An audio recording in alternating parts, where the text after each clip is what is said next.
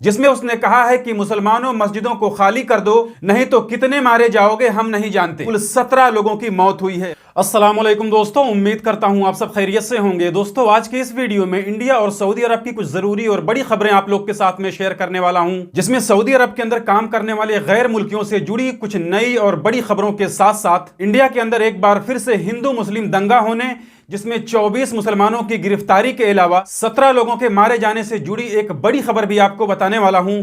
इसी के साथ साथ मस्जिदों को खाली ना करने पर मुसलमानों को जान से मारने की धमकी देने की एक बहुत बड़ी खबर भी आपके साथ में शेयर करने वाला हूं। साथ में कुछ और खबरें भी आपको बताने वाला हूं, तो आप सभी से रिक्वेस्ट है इस वीडियो को शुरू से लेकर अंत तक जरूर देखें। तो सबसे पहले अपने इंडिया के अंदर की एक वीडियो आपको दिखाना चाहता हूं, जिसमें आप देख सकते हैं कि किस तरह से मुसलमानों को उकसाने, उन्हें चिढ़ाने और माहौल खराब करने की कोशिश की जा रही है।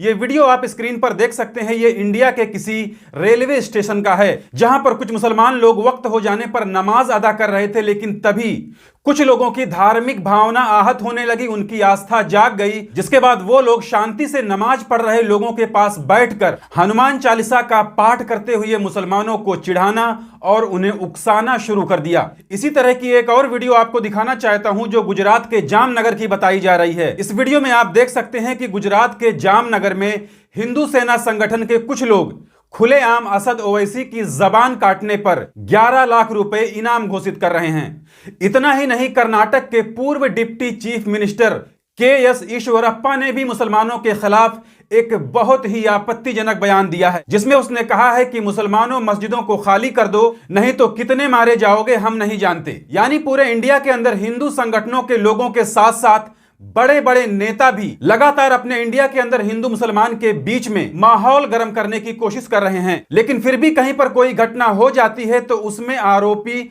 मुसलमान ही होता है। और इसी तरह की एक घटना मध्य प्रदेश के अंदर हो गई है, जिसमें 24 मुसलमानों के खिलाफ में कार्रवाई भी हो गई है। पूरी खबर क्या है यह भी आप लोग जान लीजिए। तो देखिए, मध्य प्रदेश के शाजापुर में हिंदू संगठनों के जरिए कोई धार्मिक यात्रा निकाली गई थी, कोई धार्मिक रैली निकाली गई थी, और उस रैली के दौरान भी कुछ ऐसे आपत्तिजनक नारे लगाए गए और मुसलमानों को अपशब्द कहा गया, जिसकी वजह से वहां पर हिंदू मुस्लिम दंगे जैसा तनाव पैदा हो गया। खबरों में बताया जा रहा है कि मध्य प्रदेश के शाजापुर में हिंदू संगठनों द्वारा निकाली गई एक रैली के दौरान एक मस्जिद के सामने आपत्तिजनक नारे लगाए गए। उसकी एक छोटी सी वीडियो आप यहां स्क्रीन पर देख सकते हैं। इसमें खुलेआम मुसलमानों को मां बहन की गालियां देते हुए सुना जा सकता है। इस रैली में होने वाले बवाल की वजह से वहां पर कई गाड़ियों में तोड़फोड़ भी की गई, यानी बिल्कुल एक दंगे जैसा माहौल पैदा करने की कोशिश की गई है। लेकिन इसमें भी 24 मुसलमानों के खिलाफ में कार्रवाई करते हुए 9 मुसलमानों की गिरफ्तारी भी हो गई है। और अब वहां का जो विधायक है वो मुसलमानों के घरों पर बुलडोजर चलवाने की धमकी दे रहा है। यानी कुछ लोगों का मकसद ही यही हो गया है कि पहले मुसलमानों को चिढ़ाया जाए, उन्हें उकसाया जाए, और जब उधर से थोड़ा बहुत रिएक्शन हो तो फिर उनके खिलाफ में कार्रवाई कराई जाए और उनके घरों पर बुलडोजर चलाया जाए। इसके अलावा आपको बताना चाहूंगा कि नौ हिंसा के आरोपी बिट्टू बजरंगी के भाई का कल हॉस्पिटल में इलाज के दौरान मौत हो गई है।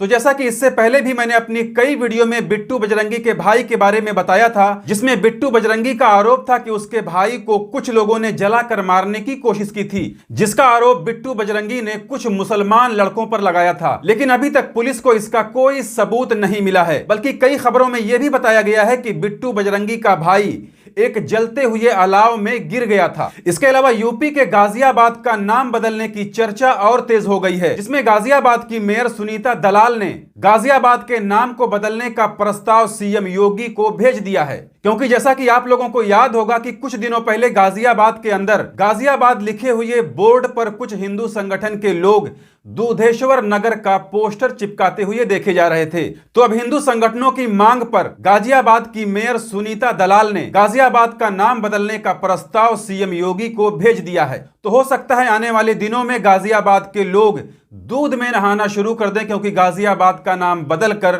दूधेश्वर नगर रखने की मांग की जा रही है। इसके अलावा आप बात कर लेते हैं सऊदी अरब में रहने वाले गैर मुल्कियों से जुड़ी कुछ बड़ी खबरों के बारे में, जिसमें सबसे पहले आपको बताना चाहूंगा कि कल सऊदी अरब के रियाद में एक पाकिस्तानी ड्राइवर को 17 लोगों की मौत की वजह बनने के लिए गिरफ्तार किया गया है। तो देखिए, जैसा कि मैंने कल की अपनी एक वीडियो में आपको बताया था कि कल रियाद के अंदर उम्रा जाने वाले एक यमनी की गाड़ी का एक ट्रक के साथ में बहुत ही भयानक तरीके से एक्सीडेंट हो जाने की वजह से उस कार में बैठे 5 लोगों की मौत हो गई थी। लेकिन अब इसी घटना से जुड़ी एक और खबर आई है जिसमें बताया गया है कि इस घटना में सिर्फ 5 लोगों की मौत नहीं हुई है और ना ही इसमें सिर्फ एक कार का एक्सीडेंट हुआ है, बल्कि इसमें कुल 3 गाड़ियों का एक्सीडेंट हुआ था जिसमें कुल 17 लोगों की मौत हुई है। खबरों के मुताबिक एक पाकिस्तानी ड्राइवर अपनी गाड़ी को उल्टी दिशा में यानी उल्टे तरफ से लेकर आ रहा था, जिसकी वजह से उसकी गाड़ी एक यमनी के कार से टकराई और लगातार एक के बाद एक 3 गाड़ियां इस एक्सीडेंट के चपेट में आ गईं, जिसमें कुल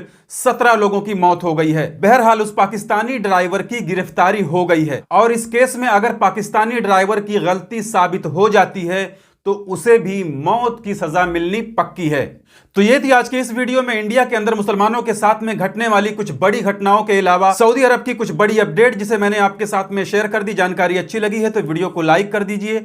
चैनल को अगर अभी तक आपने सब्सक्राइब नहीं किया है तो चैनल को सब्सक्राइब करके बेल आइकन पर क्लिक करके ऑल पे जरूर सिलेक्ट कर लीजिए ताकि हमारी आने वाली और भी दूसरी नई वीडियोस की नोटिफिकेशन मिलती रहे, क्योंकि इंडिया और देश दुनिया की कुछ बड़ी खबरों के साथ साथ सऊदी अरब में काम करने वाले गैर मुल्कियों से जुड़ी जितनी भी जरूरी खबरें होती हैं वो मैं डेली अपने इस चैनल पर लाते रहता हूं। तो आज की इस वीडियो में बस इतना ही, मिलते हैं फिर अगली वीडियो में, तब तक के लिए इजाजत दीजिए।